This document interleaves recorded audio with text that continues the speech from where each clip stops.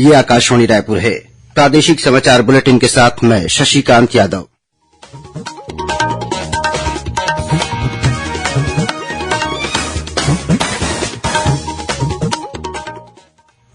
और अब पेश है आज के मुख्य समाचार। छत्तीसगढ़ में विधानसभा चुनाव के पहले चरण के तहत आज नामांकन भरने का अंतिम दिन था। दूसरे चरण के लिए कल जारी होगी अधिसूचना। केंद्रीय मंत्री अनुराग सिंह ठाकुर ने बीजापुर में और मनसुख मांडविया ने दंतेवाड़ा तथा नारायणपुर में आम सभाओं को संबोधित किया। भाजपा प्रत्याशियों की नामांकन रैली में हुए शामिल। मुख्यमंत्री भूपेश बघेल ने आज जगदलपुर में चुनावी सभा को संबोधित किया और ईडी ने आज छत्तीसगढ़ के रायपुर सहित कई शहरों में छापामार कार्रवाई की।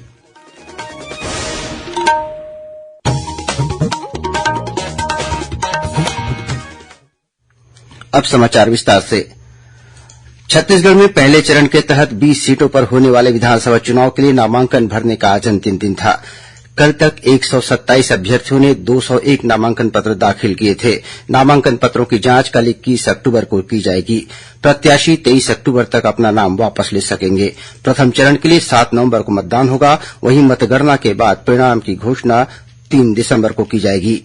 गौरतलब है कि पहले चरण में 7 नवंबर को बस्तर संभाग की सभी 12 सीटें अंतागढ़, भानुप्रतापपुर, कांकेर, केशकाल, कोंडागांव, नारायणपुर, बस्तर, जगदलपुर, चित्रकोट, दंतेवाड़ा, बीजापुर और कोंटा विधानसभा क्षेत्र के लिए वोट डाले जाएंगे। इसके साथ ही पंडरिया, कवर्धा, खैरागढ़, डोंगरगढ़, राजनांदगांव, डोंगरगांव, खुज्जी और मोहला मानपुर में भी पहले चरण के तहत मतदान होगा। इस बीच प्रदेश में विधानसभा चुनाव के दूसरे चरण के लिए कल 21 अक्टूबर को अधिसूचना जारी की जाएगी। इसके साथ ही कल से ही राज्य की बाकी 70 सीटों पर नामांकन भरने की प्रक्रिया शुरू हो जाएगी। दूसरे चरण के तहत नामांकन पत्र जमा करने की आखिरी तारीख 30 अक्टूबर है। वहीं 31 अक्टूबर को नामांकन पत्रों की जांच की जाएगी। प्रत्याशी 2 नवंबर तक नाम वापस ले सकेंगे। दूसरे चरण के तहत 70 विधानसभा क्षेत्रों में 17 नवंबर को वोट डाले जाएंगे। मुख्य निर्वाचन पदाधिकारी कार्यालय से मिली जानकारी के अनुसार सार्वजनिक अवकाश और महीने के चौथे शनिवार के दिन नामांकन जमा नहीं किया जाएगा। राज्य में जिन 20 विधानसभा क्षेत्रों में पहले चरण के तहत मतदान होना है, वहां राजनीति की गतिविधियां तेज हो गई हैं। विभिन्न पार्टियों के वरिष्ठ नेता अपनी पार्टी के उम्मीदवारों के पक्ष में आम सभाएं ले रहे हैं। भाजपा के वरिष्ठ नेता और केंद्रीय सूचना प्रसारण तथा खेल और युवा मामले मंत्री अनुराग सिंह ठाकुर ने आज छत्तीसगढ़ के आदिवासी बहुल बस्तर संभाग के बीजापुर में एक चुनावी सभा को संबोधित करते हुए कहा कि केंद्र की मोदी सरकार ने आदिवासी जन की भावनाओं का सम्मान करते हुए उनकी अपनी बोली हल्बी और गोंडी में आकाशवाणी से समाचार शुरू किए हैं। साथ ही देश के आदिवासी और दुर्गम इलाकों में FM ट्रांसमीटर भी लगाए जा रहे हैं। उन्होंने कहा कि केंद्र की एनडीए सरकार ने आदिवासी जनों के विकास के लिए करोड़ों रुपए की राशि खर्च की है। उन्होंने कहा कि मोदी सरकार ने छत्तीसगढ़ को नगरनार इस्पात संयंत्र सहित अनेक बड़े प्रोजेक्ट दिए हैं। श्री ठाकुर ने छत्तीसगढ़ की कांग्रेस सरकार पर भ्रष्टाचार के साथ ही सांप्रदायिक तुष्टीकरण का भी आरोप लगाया। केंद्रीय मंत्री श्री ठाकुर बीजापुर में भाजपा प्रत्याशी महेश गागड़ा की नामांकन रैली में भी शामिल हुए। वहीं केंद्रीय स्वास्थ्य मंत्री मनसुख मांडविया ने आज दंतेवाड़ा और नारायणपुर में आम सभाओं को संबोधित किया। साथ ही वे इन स्थानों पर भाजपा प्रत्याशियों की नामांकन रैली में भी शामिल हुए। इस दौरान श्री मांडविया ने राज्य की कांग्रेस सरकार पर वादाखिलाफी और छल करने का आरोप लगाया। उन्होंने कहा कि कांग्रेस सिर्फ वादा करती है जबकि भाजपा विकास करती है। दूसरी ओर आज जगदलपुर में चुनावी जनसभा को संबोधित करते हुए मुख्यमंत्री भूपेश बघेल ने कहा कि केंद्र सरकार के मंत्री नगरनार स्टील प्लांट का निजीकरण नहीं करने की बात करते हैं, लेकिन इस संबंध में कोई आदेश नहीं दिखाते। उन्होंने फिर आरोप लगाया कि केंद्र सरकार नगरनार प्लांट का निजीकरण करना चाहती है। इस अवसर पर मुख्यमंत्री ने अपनी सरकार की उपलब्धि बताने के साथ ही भाजपा पर कई आरोप लगाए। इस बीच कांग्रेस के वरिष्ठ नेता और राज्यसभा में उप नेता प्रतिपक्ष प्रमोद तिवारी ने आज रायपुर में पत्रकारों से चर्चा करते हुए कहा कि राज्य में कांग्रेस सरकार ने हर वर्ग के कल्याण के लिए काम किया है। उन्होंने कहा कि विभिन्न योजनाओं में उत्कृष्ट कार्य के लिए केंद्र की एनडीए सरकार ने छत्तीसगढ़ को 65 राष्ट्रीय पुरस्कार दिए हैं। प्रदेश में 100% मतदान सुनिश्चित करने के लिए स्वीप कार्यक्रम के तहत विभिन्न जागरूकता कार्यक्रमों का आयोजन किया जा रहा है। इसी कड़ी में राजनांदगांव के महेश नगर, कमला कॉलेज और कौरिन भाटा क्षेत्र के मतदाताओं को जागरूक करने के लिए युवाओं ने मशाल रैली निकाली। इस दौरान युवाओं ने मतदाताओं को मतदान करने के लिए प्रेरित किया और शपथ दिलाई। इसी तरह राजनांदगांव के शासकीय कमला देवी राठी महिला स्नातकोत्तर महाविद्यालय में मतदाता जागरूकता कार्यक्रम के तहत छात्राओं द्वारा पोस्ट कार्ड अभियान का आयोजन किया गया। अभियान के तहत जो छात्राएं अपने घर व पालकों से दूर हैं, उन्होंने अपने अभिभावकों को मतदान करने के लिए प्रेरित करते हुए पत्र लिखा। पत्र में उन्होंने अभिभावकों से आग्रह किया है कि वे दूसरे मतदाताओं को भी मतदान के लिए प्रेरित करें। उधर कोंडागांव जिले में 4 दिवसीय 23वीं राज्य स्तरीय शालेय क्रीडा प्रतियोगिता में शामिल होने आए राज्य भर के 700 से अधिक खिलाड़ियों, अधिकारियों और दर्शकों को विभिन्न गतिविधियों के माध्यम से मतदान करने के लिए प्रेरित किया गया।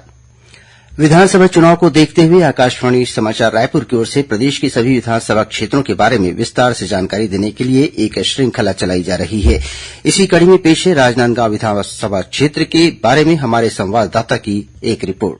श्रोताओं, राजनांदगांव जिले में भी विधानसभा चुनाव की तैयारियां जोर शोर से जारी है। जिले के राजनांदगांव विधानसभा क्षेत्र में मतदाताओं की कुल संख्या 2,11,407 है। इनमें से 1,03,705 पुरुष और 1,07,700 महिला मतदाता हैं। वहीं तृतीय लिंग के 2 मतदाता हैं। इस विधानसभा क्षेत्र में 18 से 22 वर्ष आयु वर्ग के ऐसे 32,771 मतदाता हैं जो इस चुनाव में पहली बार वोट देंगे, जबकि 80 वर्ष या उससे अधिक आयु वर्ग के 5,178 बुजुर्ग मतदाता भी हैं। राजनांदगांव विधानसभा क्षेत्र में पहले चरण के तहत 7 नवंबर को मतदान होगा। मतदान के लिए विधानसभा क्षेत्र में कुल 223 पोलिंग बूथ बनाए गए हैं। इनमें से 5 संगवारी, 2 आदर्श मतदान केंद्र होंगे। वहीं 1 मतदान केंद्र को दिव्यांग कर्मचारियों द्वारा और 2 मतदान केंद्र को युवाओं द्वारा संचालित किया जाएगा। वर्तमान में राजनांदगांव विधानसभा क्षेत्र से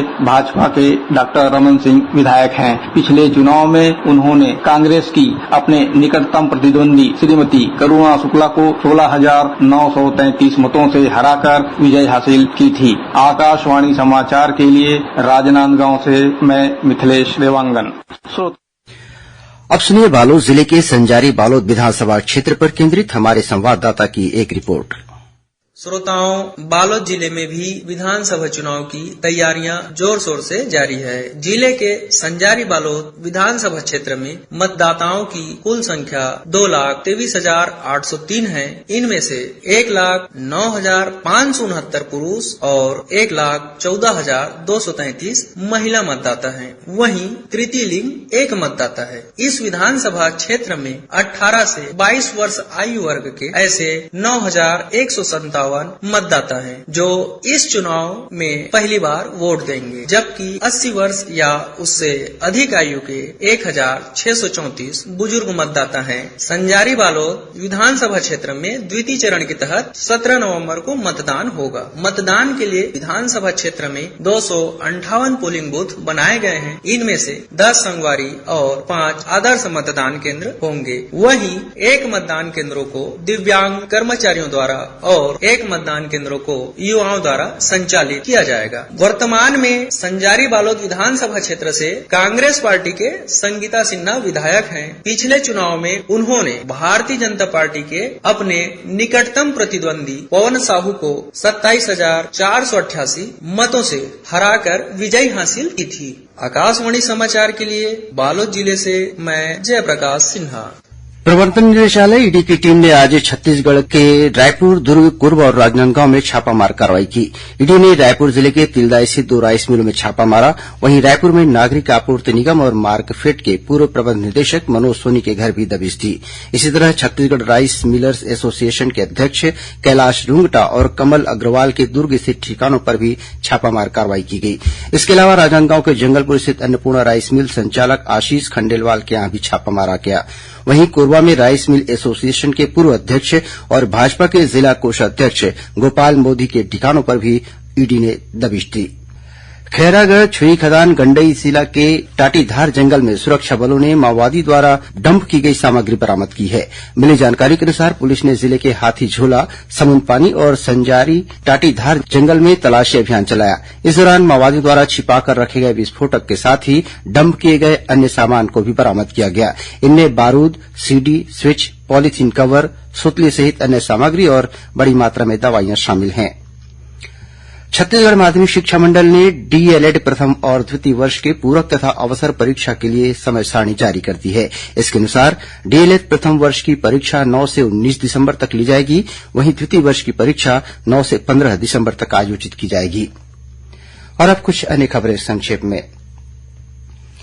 छत्तीसगढ़ के वरिष्ठ कलाकार लोकरंग अर्जुंदा के संस्थापक और संचालक दीपक चंद्राकर का कल दुर्ग में निधन हो गया।